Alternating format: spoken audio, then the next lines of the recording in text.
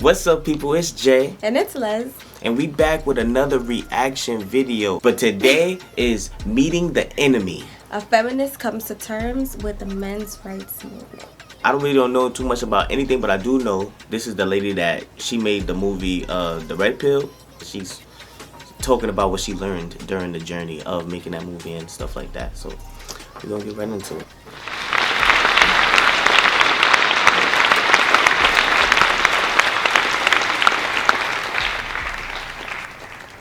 In 2013, I decided to meet my enemies.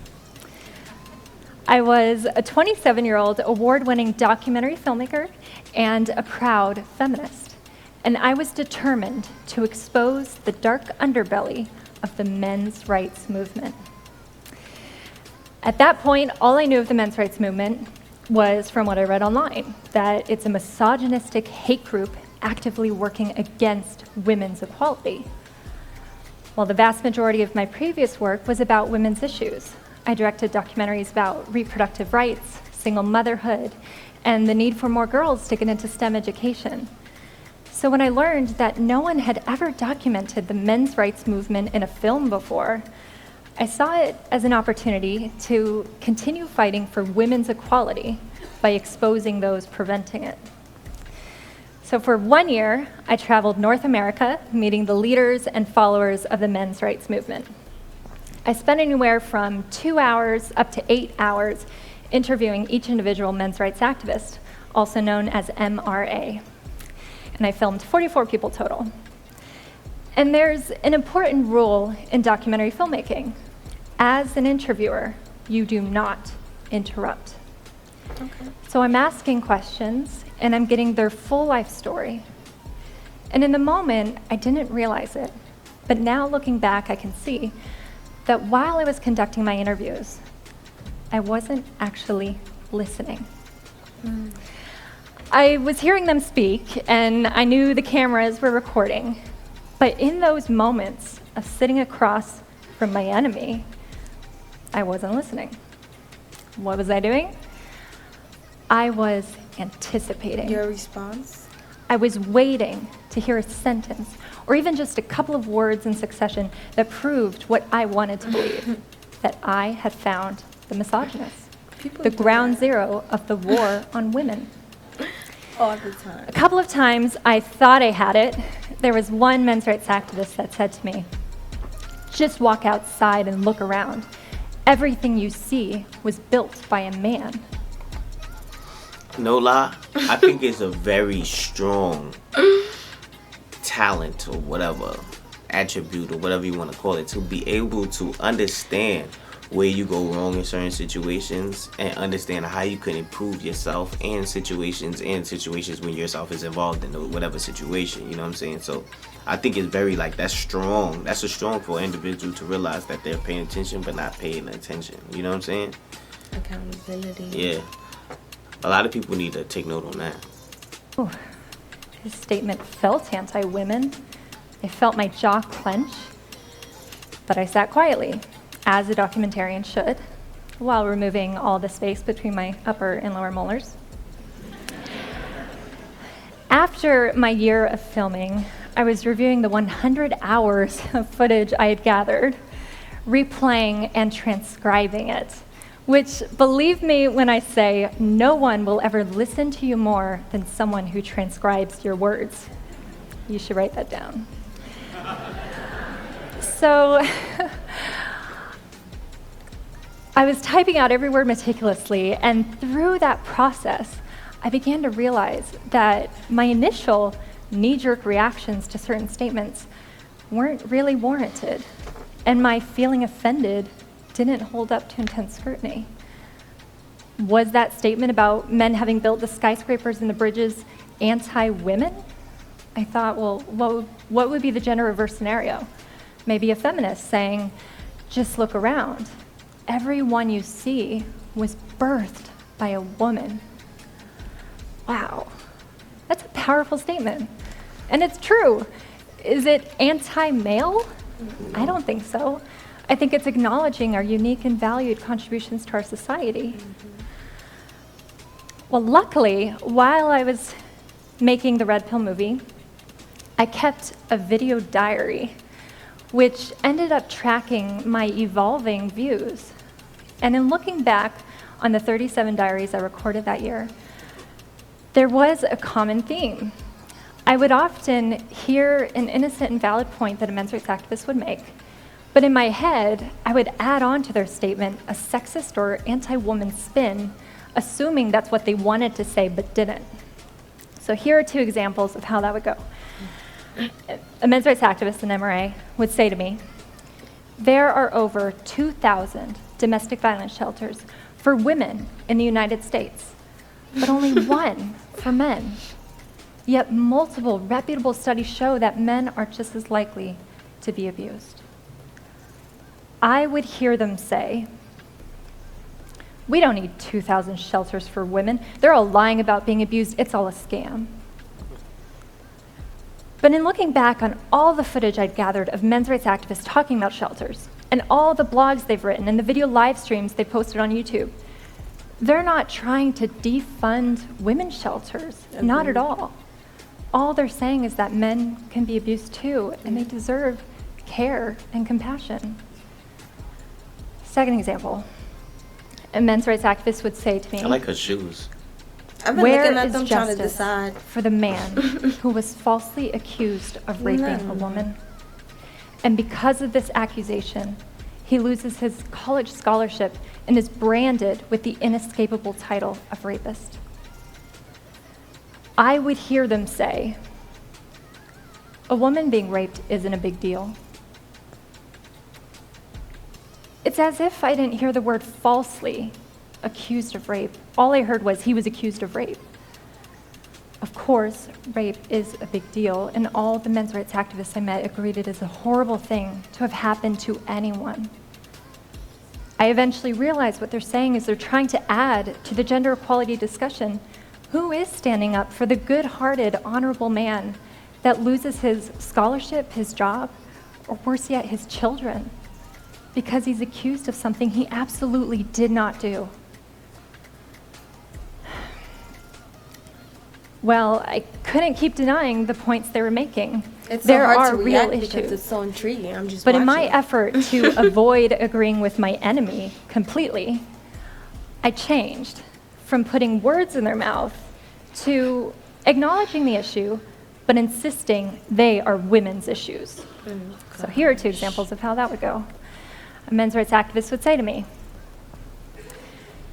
men are far more likely to lose their child in a custody battle.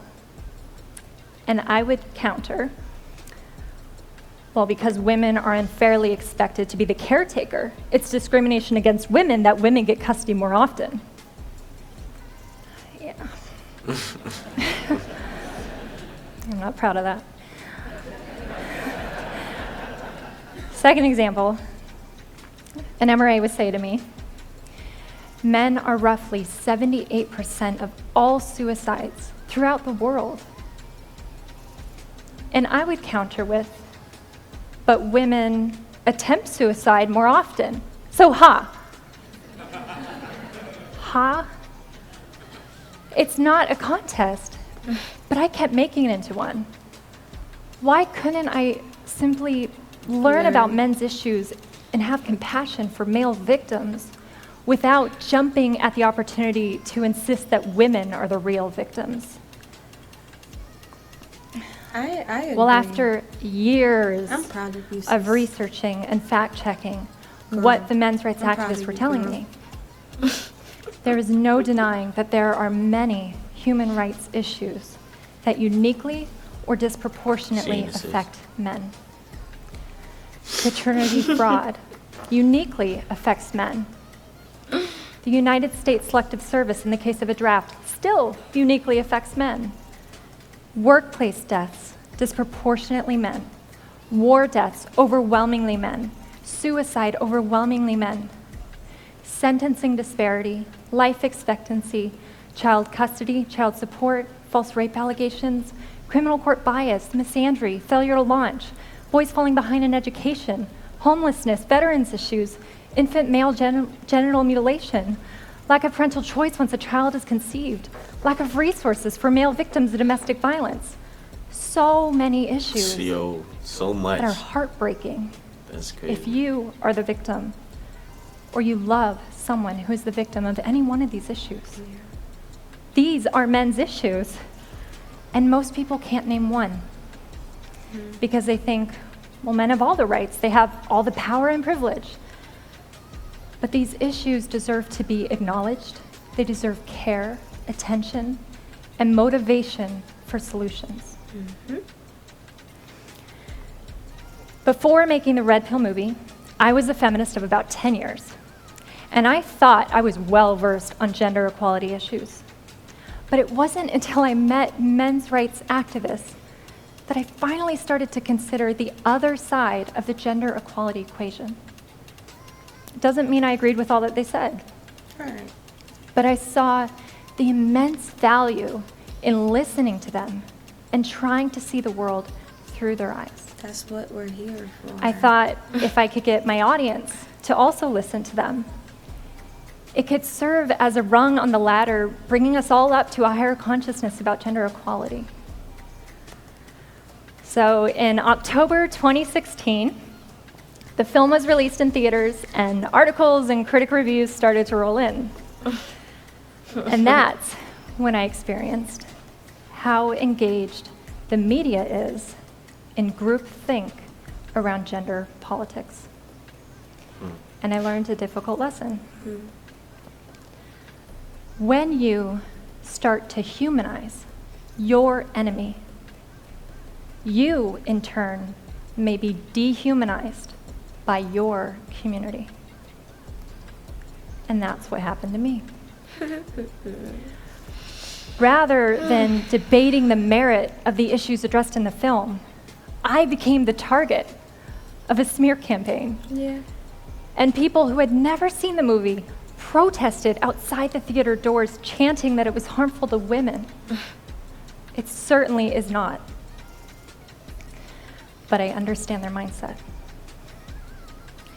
If I never made this movie and I heard that there was a documentary screening about men's rights activists that didn't show them as monsters, I too would have protested the screenings or at least signed the petitions to ban the film. So because I was crazy. told that they were my enemy.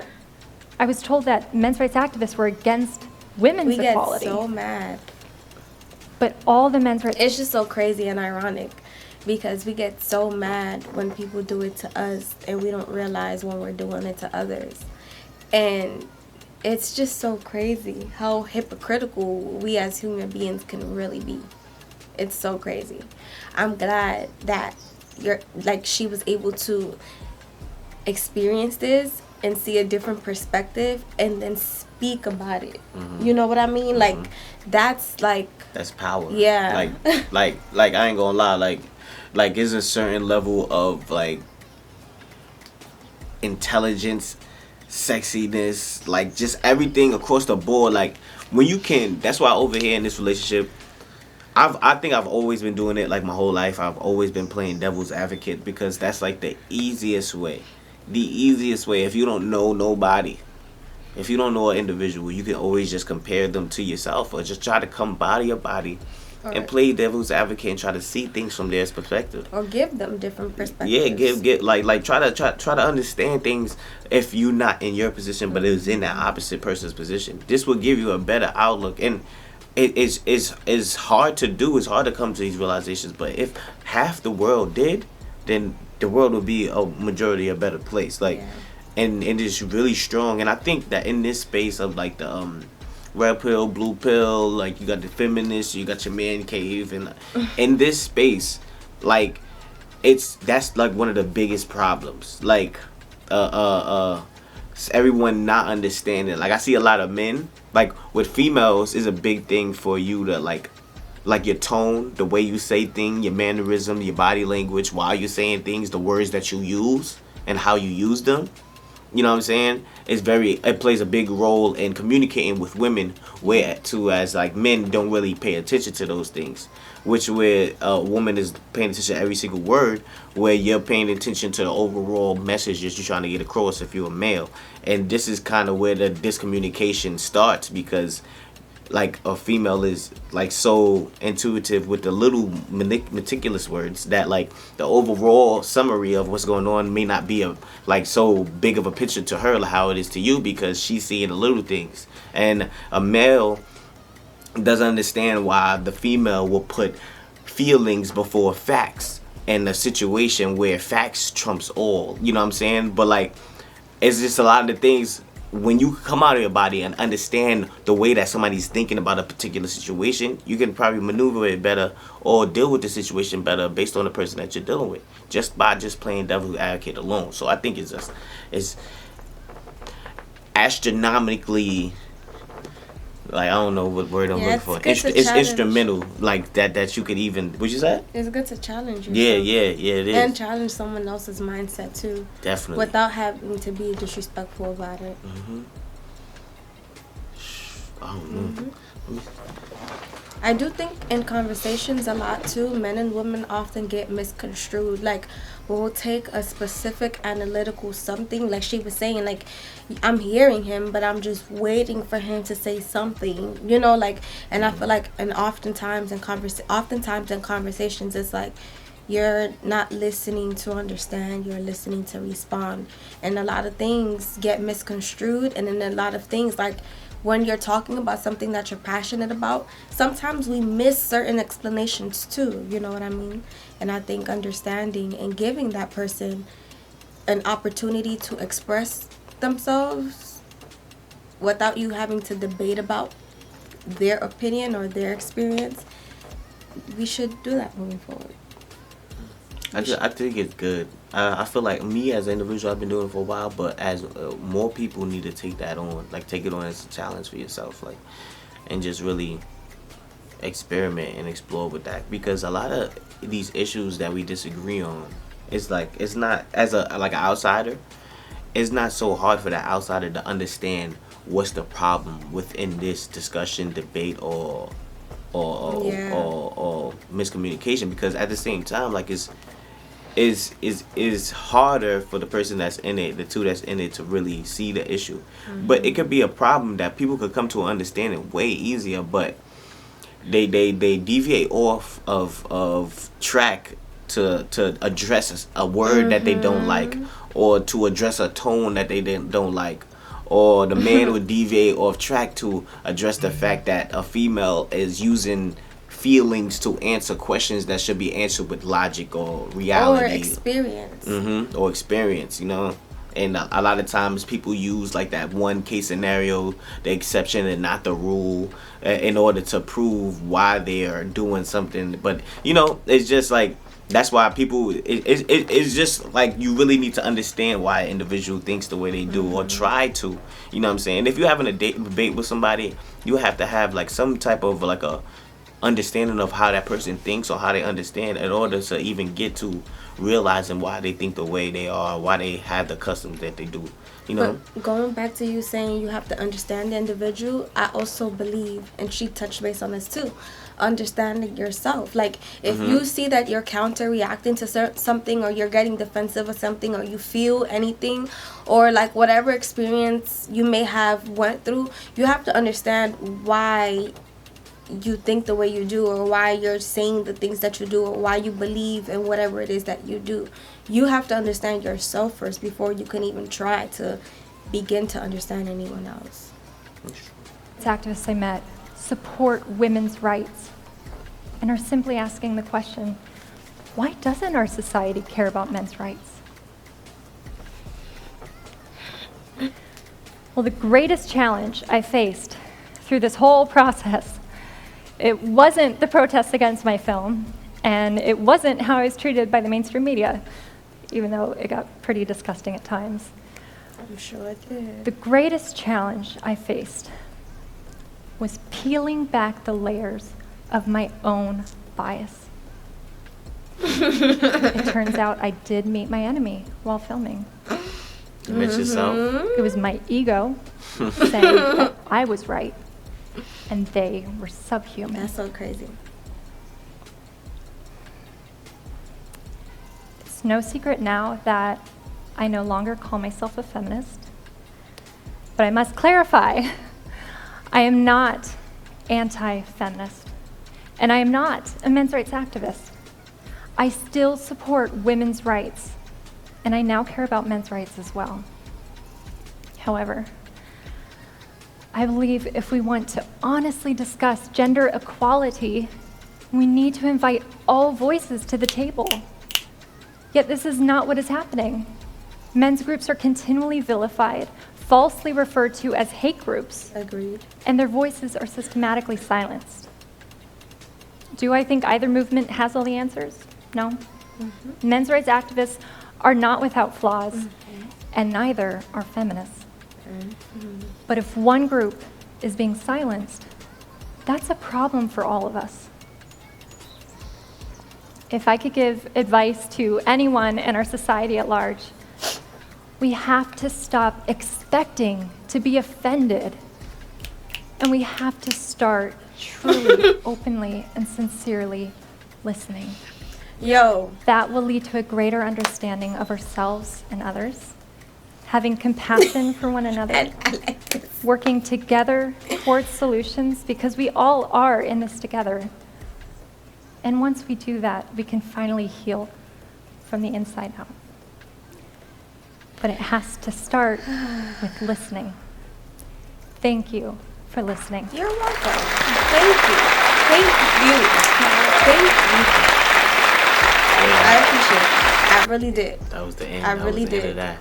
Yeah, I never seen the Red Pill. I never seen the documentary or the movie that she made. We gonna watch it, and but we gonna watch it. I know it's kind of long. It's probably like a couple hours long, but what we probably gonna do, Don't tell them. We gonna work it out, and then we gonna tell y'all when that video drops. So stay tuned. Yeah, so stay tuned, and hopefully it'll pop up on the screen soon. So if it's on the screen right now, just click that, and we gonna see you in that video. All right, we out. Peace.